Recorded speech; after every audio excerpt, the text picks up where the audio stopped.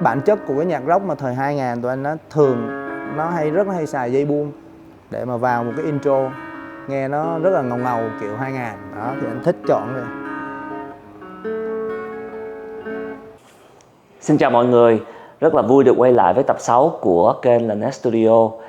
Kỳ này David có thay đổi chương trình một chút xíu là có dịp cơ hội đi về Việt Nam và cũng đã có set up một cái buổi phỏng vấn với lại những thành viên trong bài hát Người đàn bà đi nhặt mặt trời do nhạc sĩ Đức Tiến sáng tác. Trong buổi phỏng vấn này thì thành viên đầu tiên sẽ là anh Tùng Trần, là một người thật sự là cái cầu nối của tất cả các thành viên trong bài hát cover này. Anh Tùng Trần là được biết đến là một thủ lĩnh của ban nhạc Microwave với phong cách nhạc rock và nu metal. Trong bài hát này thì anh Tùng sẽ đảm nhận vai trò là một guitarist vừa solo lẫn nhạc đánh rhythm. Thành viên thứ hai sẽ là anh Bùi Việt Cường, còn được biết tới với nghệ danh là Ozzy Bùi. Anh Cường trong bài hát này sẽ đảm nhận phần hòa âm phối khí, cũng giống như là phần producer của bài hát. Ngoài ra anh Cường còn được biết tới là một thành viên của ban nhạc Bụi Gió. Thành viên thứ ba là Tuấn Anh, chơi cello trong bài hát này. Tuấn Anh còn được biết tới với phong cách nhạc bán cổ điển, thường xuyên chơi cho các ban nhạc, cũng giống như là tham gia các dự án về thời trang, phim ảnh. Thành viên thứ tư là nữ duy nhất trong buổi phỏng vấn của ngày hôm nay, đó chính là Huyền Giang, được biết tới với phong cách lãng mạn, trữ tình, thường biểu diễn ở các phòng trà ở Sài Gòn. Ngoài ra thì cũng có chị Tuyền, là một nữ violon tham dự trong bài hát này. Rất tiếc là chị Tuyền không có thể tham dự trong cái buổi phỏng vấn của ngày hôm nay. Bây giờ mọi người hãy cùng David bước vào để gặp gỡ các thành viên. Nhưng mà trước khi mình bước vào thì mong mọi người hãy nhớ like and comment kênh The Nest Studio. Thank you. Rồi, xin chào cả nhà. Hôm nay rất là vui được gom được gần hết mọi người để mà đến với lại kênh là Nest Studio. Thì đầu tiên nhất thì chắc là cái câu hỏi đầu tiên đó là tại sao mà tất cả mọi người là muốn làm cái bài này, và cái cơ duyên nào mà ở đây theo mình được biết và cho những cái khán giả muốn biết, đó là mình biết là các bạn là đến từ nhiều cái thành viên của ban nhạc khác nhau, thì chắc là mình cho khán giả biết được là tại sao cái cơ duyên mà mình đến với nhau. Thực ra thì đầu tiên á, là cái bài này á, là Huyền Giang hát cho anh Tùng Trần nghe lần đầu. Xong thì anh cứ nghĩ là một cái bài hát là của một cái nhạc sĩ nào đó rất là xưa, và anh Tùng thì rất là thích cái bài hát. Xong thì sau đó Giang có giới thiệu cái người nhạc sĩ Đức Tiến là tác giả của bài Người đàn bà đi nhặt mặt trời, cũng là người bạn của Giang. Xong rồi đến gặp anh Tùng, và từ đó thì anh Tùng quyết định là làm cái bài này.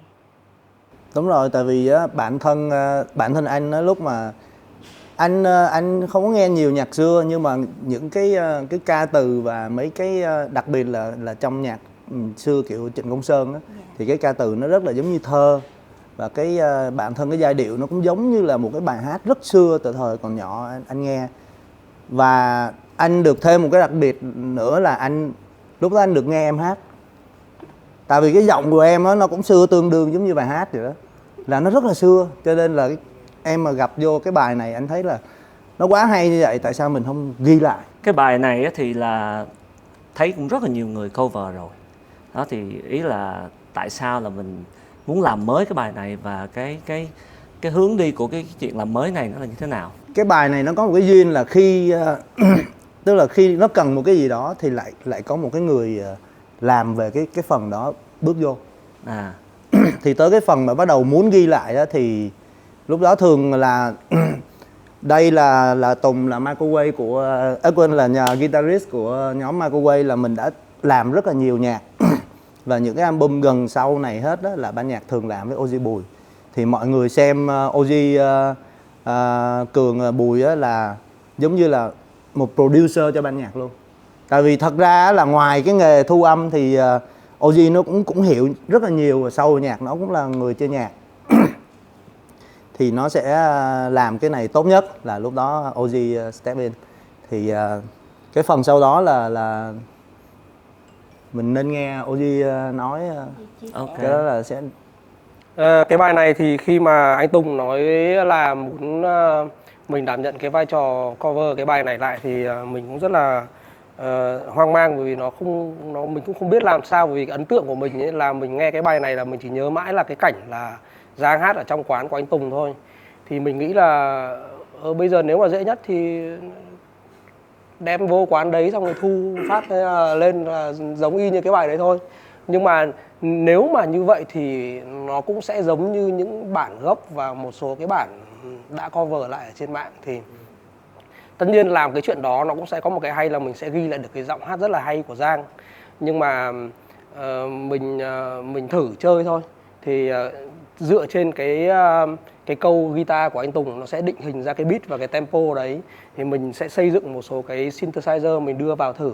lần đầu tiên á, được nghe ca khúc này từ Giang hát, anh cứ nghĩ là một người rất chuẩn, một người rất từng trải họ mới viết được những cái ca từ và những cái giai điệu như vậy. Thì sau khi hỏi em mà em giới thiệu Tiến tới chơi với tụi mình á, thì anh mới biết wow, đây là một người cũng rất là trẻ nhưng mà tâm hồn rất là bay cao xa, và cái người rất là khu trong nhạc. Sau đó cũng có chơi với anh em mình. Thì sau khi đó cái ấn tượng của bài này nó để lại khiến cho anh nghĩ là mình phải ghi lại, ít nhất nó là một cái kỷ niệm, phải không, về cái cảm xúc mà mình gặp về cái bài đó cùng với nhau. Thì anh mới quyết định xây bài này lên theo cái hướng nó phải có dàn dây. Hồi xưa giờ anh cũng rất thích, anh như có kết hợp với Tuấn Anh từ trước đó đúng không? Đợt là Cycle Tram, từ thời Cycle Tram thì anh rất là ấn tượng cái tiếng cello của Tuấn Anh. Thì anh mới mời Tuấn Anh đến để chơi cái đêm thứ 6 và mình build cái bài Người đàn bà theo cái cách đầu tiên hết là có một người cello. Sau đó là mình chơi một thời gian sau á, anh lại hỏi em nữa, anh nói là em có biết ai chơi violon không? Để mình vô cái bài này mình cho nó thêm lên nữa. Thì em mới giới thiệu chị Tuyền. Hôm nay là chị Tuyền bận không có mặt được. Thì đó là những cái bước đầu tiên mà coi như là xây dựng cái bài này lên, nhưng mình chưa quyết định thu nó, tại vì mình muốn thu nó thì nó phải đủ chất lượng, chất liệu. Sau đó mình mới nghĩ tới Oji Bùi. Tại vì Oji Bùi từ xưa đến giờ hai anh em làm việc chung rất là nhiều cho công việc của anh bên ban nhạc Marco Way. Thì Oji là người ngoài cái khả năng có thể thu lại rất là tốt, nói chung là hoàn hảo đối với ban nhạc từ xưa đến giờ, thì Oji cũng có cái nhìn về âm nhạc rất là sâu và như là một đúng producer. rồi, như là anh em xem như là một producer luôn của ban nhạc. Tại vì những cái hướng đi nhạc rất là hay, rất là phù hợp. Cho anh em làm việc lâu năm, cho nên quyết định là coi như là giao cái phần đó cho Oji để Oji làm tiếp, build tiếp nó lên. Ok. Vậy thì khi mà mọi người làm việc với nhau, mặc dù là không phải ai cũng làm thân với nhau, ý là trước đây có kinh nghiệm làm chung với nhau, có một số người là chỉ là hợp tác qua cái bài này. Vậy thì cái kinh nghiệm khi mà làm chung với nhau thì có gặp giống như là những cái khó khăn hay là có những cái chuyện gì vui mà có thể chia sẻ cho mọi người được hay không? Nói là về khó khăn thì hoàn toàn là không. Thực ra nếu tất cả những gì khó khăn nhất của cái bài này nó chỉ nằm ở phần ý tưởng thôi. Chứ còn khi mà đã bắt tay vào thực hiện ý, thì do mỗi người ta đã hiểu cái phần việc của mình rất là rõ ràng, và mình đã tập với nhau, mình đã chơi thử bài này với nhau rất nhiều lần ở quán của anh Tùng rồi, thì mọi người đến thu track rất là nhanh. Còn những cái phần còn lại là liên quan đến phần ý tưởng và phần những cái khâu cuối cùng ấy, thì nó mới lâu. Ấn tượng của Tuấn Anh khi mà anh Tùng tới mời Tuấn Anh để tham gia vào cái dự án này về cái bài này là như thế nào? Có thể chia sẻ cho mọi người. Dạ. Khi lần đầu tiên anh Tùng ảnh nhắn tin và ảnh gửi cái bản demo qua thì lúc đó mình hình dung là tại vì mình đã từng chơi với Huyền Giang bài này rồi, chung với guitar cũng như là với piano hay là với violon, thì mình không có hình dung ra được là cái bài này nó sẽ như thế nào. Mà trong khi đó giống như là anh em cũng biết là bài này là từ Asia cũng đã làm rồi, Paribana cũng làm rồi, rất nhiều tác phẩm cũng làm rồi, mà cái màu nó cũng giống ngang nhau, nó cũng đều nhau. Thì khi mà nghe thì mình thấy Mà lúc đó bản nó chỉ có tiếng xin và cái dàn beat thôi, chưa có guitar, chưa có violon, chưa có gì hết, chưa có cello. Thì mình nghe mình cũng chưa tưởng tượng ra được hết cái như thế nào, mà mình thấy nó cũng rất là lạ, chẳng thấy một cái gì đó, nó một cái gì rất là mới, một cái thổi vô cái hồn cái bài nó khác biệt, nó không có giống như những tác phẩm trước đây đã từng phối. Thì khi mà vô vấn đề rồi thì mình cũng ráng mình đi theo, nhưng mà cũng chưa được cái gì. Đến khi chạy lên phòng thu thì gặp Oji Bùi với anh Tùng, thì lúc đó ba anh em mới kết hợp, mới soạn từ từ ra, hình dung tại chỗ luôn. Bây giờ mình làm tại chỗ rồi mình hình dung ra cái bài, rồi mình phân tích bài ra để mình đi những cái câu hướng như thế nào, đoạn điệp khúc, đoạn cao trào là như thế nào, để solo nó vô chỗ nào để cho nó lấp được cái khoảng trống ở trong và nó cũng có hiệu quả. Trong cái bản phối này thì bạn biết cái bản phối này nó rất là mạnh, thiên về rock nhiều hơn, mà có dàn hợp sướng nữa, nên mà solo nó len lỏi vô trong nó cũng khó. Nên là Oji Bùi với anh Tùng tính toán kỹ để cho mình vô. Mà được cái là rất là hay là mình được vô phần intro luôn.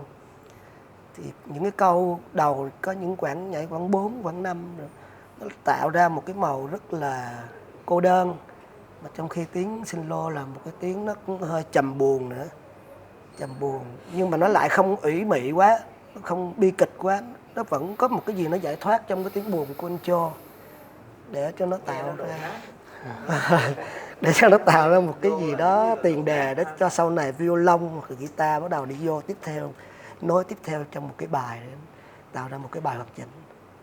Trời, cái đoạn đó Tuấn Anh nói hay á, tại vì cái tiếng cello á, khi mà em á, thực ra từ đó giờ em chưa bao giờ em làm việc với lại cái tiếng cello nha, em không biết là thu tiếng cello làm sao cho nó hay nữa.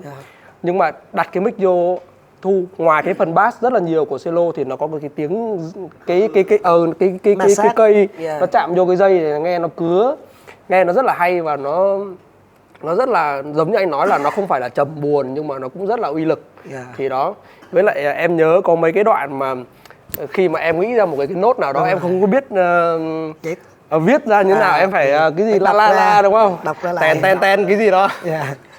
Đọc melody ra là đọc melody ra luôn là mỏi hết cả mồm, xong rồi anh Tuấn Anh kéo đúng rồi.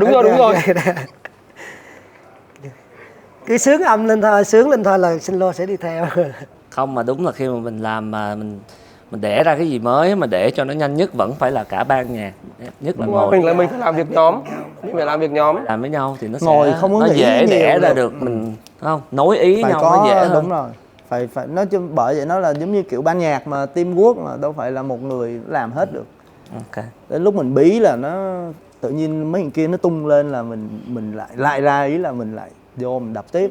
Đúng rồi, thì nó mới ra được, chứ còn ngồi mình suy nghĩ là thế nào nó cũng sẽ. Bây giờ thì mình muốn đi sâu hơn về cái phần vai trò của từng thành viên khi mà làm chi tiết trong cái phần của cái bài này.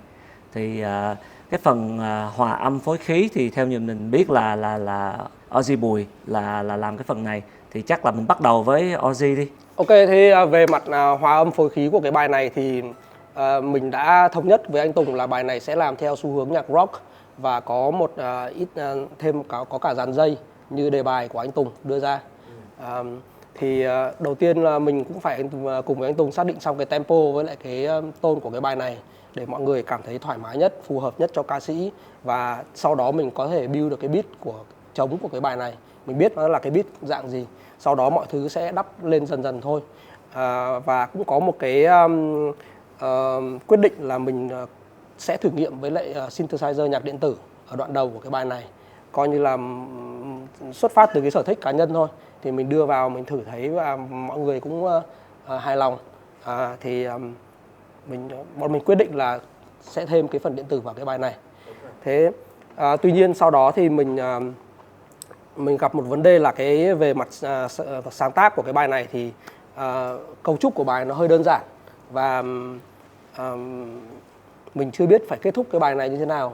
Thì sau đấy cái bài này nó không có chorus. Đúng, thì có một cái phần lời và hát đi đúng rồi như vậy thôi. Hát 4 lần lại. phiên khúc không, không có điệp khúc. Không có điệp khúc. Đó, thì như mọi người hình dung nhé, nó sẽ có intro bằng tiếng cello của anh Tuấn Anh, sau đó đến phần synthesizer và sau đó đến phần rock. Sau đấy thì chắc chắn sẽ phải có phần solo guitar của anh Tùng, và sau đấy em không biết kết thúc cái bài này như thế nào. Thì nếu như một bài mà có chorus ấy, thì người ta sẽ chọn cách là hát chorus xong rồi hết thôi, đúng không? Nhưng bài này không có chorus. Và bây giờ em phải làm thế nào đây? Em đang cover một bài chứ không phải em làm mới. Nếu mà bài của em mới em có thể viết thêm chorus, đúng không? Nhưng mà bài này em lại là bài cover. Cho nên là em quyết định là sẽ hát với một cái giai điệu khác, nhưng mà lời em vẫn giữ nguyên để em tôn trọng cái tính nguyên vẹn của bài hát. May quá đưa cho anh Đức Tiến nghe, anh Đức Tiến cũng ok. Thế thì nó như thế nào thì đến khi mà sản phẩm tung ra thì các bạn sẽ biết. Đó là cái phần mà trách nhiệm của Ozy. Thì tới cái phần chắc là Tùng chia sẻ về cái phần guitar đi, tại theo như mình thấy là đó là cái khúc đầu tiên nhất để mà soạn cái làm cái demo đầu tiên, đúng không, để gửi cho các thành viên. Để làm bài này á, trước tiên là mình đầu tiên mình đã chọn được cái tone rồi, đúng không? Lúc mà mới nghe cái bài này á, bắt đầu mình muốn làm nó là anh cũng có đề nghị là Giang lên hay xuống gì đó một vài mấy lần, nhưng mà phù hợp nhất cuối cùng lại là rê thứ. Rê thứ. Thì khi mà muốn viết lại cái bài này rê thứ á, mà mình muốn thu lại thì anh không muốn đánh một câu guitar bình thường, anh muốn đánh cái kiểu mà nhạc rock của anh ngày xưa anh hay đánh cơ. Anh thích đệm cái kiểu đó, chứ anh không thích đệm mà kiểu trầm buồn hay là pop hay đệm kiểu nào khác. Anh thích đánh cái kiểu rock mà hồi xưa. Thì lúc đó anh mới ngồi với lại Ozy chắc cũng cả hết một thời gian đó, đúng không? Thì mới ra cái câu guitar mà nó đánh ở tone rê mà nó có nhiều dây buông, là cái kiểu nhạc rock nó rải intro vô, nó rất hay xài cái dây buông vậy nè. Đó, thì mình làm sao mình phải đánh trong cái vòng hợp âm chạy nhanh như vậy á, mà nó vẫn có nhiều cái dây buông, đúng không?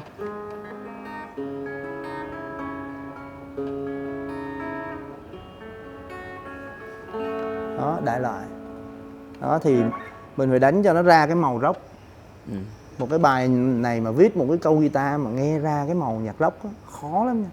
Tại vì rất nhiều phiên bản làm lại rồi. Tức là đánh vẫn là một cái kiểu đệm, cái vòng kiểu hợp âm kiểu cũ. Nó không có một cái giai, nó không có một cái rock ở trong đó, một cái tính, một cái câu intro kinh điển của nhạc rock mà thời 2000. Thì cái cách mà anh, tại vì anh là sinh ra và anh lớn lên với nhạc đó là trong cái thời điểm đó, thì những cái cách kiểu như vậy là anh sẽ biết rất là rõ. Cho nên là anh muốn đánh đúng cái câu đó vô trong cái ấn nhạc tượng xưa. đầu tiên về cái intro là nó phải ra màu rock. Đúng rồi, Classic. phải ra màu rock. Phần guitar bắt đầu vô á, là anh luôn luôn nghĩ là anh muốn đánh theo kiểu nhạc rock đó, chứ mình không đệm tròn đều bình thường giống như những cái bản phối trước đây nữa. Cho nên bản chất của cái nhạc rock mà thời 2000 tụi anh nó thường rất hay xài dây buông để mà vào một cái intro nghe nó rất là ngầu ngầu kiểu 2000 đó, thì anh thích chọn rồi. Đó thì một cái intro chậm vừa đủ mà có dây buông nghe ngầu ngầu. Ozy á mới tưởng tượng đến một cái phần, một cái bài mà guitar rất là kinh điển nhạc rock thời cũng tụi này lớn lên, là bài Nothing Else Matters Của Metallica. Của Metallica. Đó, còn phần sau đó là Ozy sẽ thấy, tức là đó là một cái cách mà tụi mình xây cái bài này. Anh với Ozy xây cái bài này, anh tới một cái ý tưởng nào đó lại là một cái bước đệm để Ozy nghĩ thêm một cái gì đó nữa. Đó là tụi mình khi Tuấn Anh bước vô cũng vậy, đúng không? Em bước vô thì mình lại suy nghĩ là cái gì đó để mình đắp thêm cho cái bài này lên nữa. Cho đến khi đó người cuối cùng step in là David, là tới nỗi phỏng vấn mà kinh khủng vậy luôn, thấy không? Chứ lúc đó mình đâu biết nó sẽ ra như vậy, đúng không? Nhưng mà mình cứ thích làm cho cái tác phẩm của mình nó mỗi ngày nó mỗi đẹp hơn, mình bỏ hết cái tâm huyết của mình vô đó. Chừng nào mình cảm thấy thiệt ưng thì mình mới đưa nó ra coi như là public ra. Đó thì tự bản thân cái đó người ta hay gọi là OCD thôi. Giờ mình vướng thì mình phải chịu chứ sao giờ. Nhưng mà bài này thì nó đâu phải là chỉ có phần guitar clean intro đâu, anh còn mấy cái cú ở đằng sau nữa, sao anh không nói luôn đi? Đàn gì, âm ly gì, rồi thu bao nhiêu lần, nhớ thu bao nhiêu lần không? Không nhớ là thu cái này bao nhiêu lần. Bây giờ em còn bắt thu lại nữa đấy. Kinh khủng lắm. Bài này lúc mà solo vô á là khi mà mình đã bắt đầu vô cái phần nhạc rock á, mà tới phần kinh điển nhất của nhạc rock là khúc solo guitar là nó phải cháy bỏng. Đúng rồi. Lúc nào á là anh làm một cái bài guitar á, anh không phải là một người đến để chơi cho vui, mà anh sẽ xuất hiện ngang ngửa với ca sĩ luôn. Lúc nào anh cũng muốn vô như vậy á, thì trong cái tính mà mình chơi nhạc thôi. Đó là mình thích như vậy. Đó là mình phải rất coi như là nổi bật, mặc dù mình chỉ là người đánh guitar. Đó, cho nên là rất hay tham. Thì lúc đó anh muốn soạn nó cháy bọng thì cái cách mà anh hay dùng á là lúc mà anh solo là anh phải đánh 2 giây. Anh không đánh 1 giây như bình thường, lúc mà 2 giây mà anh ré.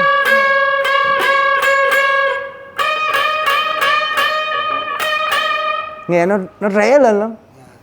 Thì sau này mọi người sẽ nghe cái câu solo cuối cùng mà anh để lại trong cái bài. Nhưng mà hy vọng là nó cũng sẽ lại là một câu solo mà kinh điển. Nghe rất là hấp dẫn. Không thì hy vọng là sau cái video này là chắc là sẽ sớm là sẽ có cái mọi người sẽ có dịp để nghe được toàn bộ tất cả những cái phần mà mọi người ở đây thành viên ở đây muốn chia sẻ sâu về cái bài này. Mình nghĩ là chắc là mình nên, nãy giờ mình nói cũng nhiều lắm rồi, nên là mình vô luôn thử một khúc intro đi để cho mọi người cũng get excited, sung lên tí. Ok, vậy cái sẵn có hai cái nhạc cụ ở đây thì chắc là Tùng với lại Tuấn Anh vô jam với nhau đi.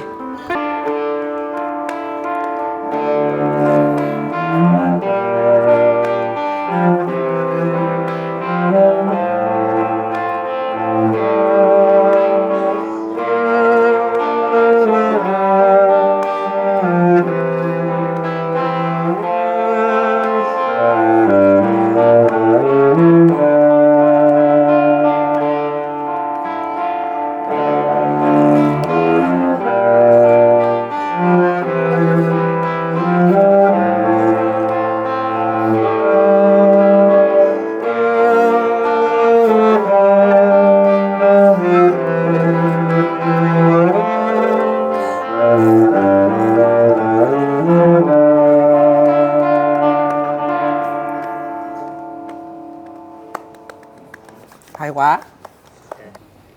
Bây giờ là còn lại là cái phần của nữ, một người nữ duy nhất trong cái tập này, thì chắc Giang chia sẻ về cái phần vocalist và cũng giống như là những cái khó khăn hay là bất cứ cái gì mà Giang thấy là khi thâu cái bài này.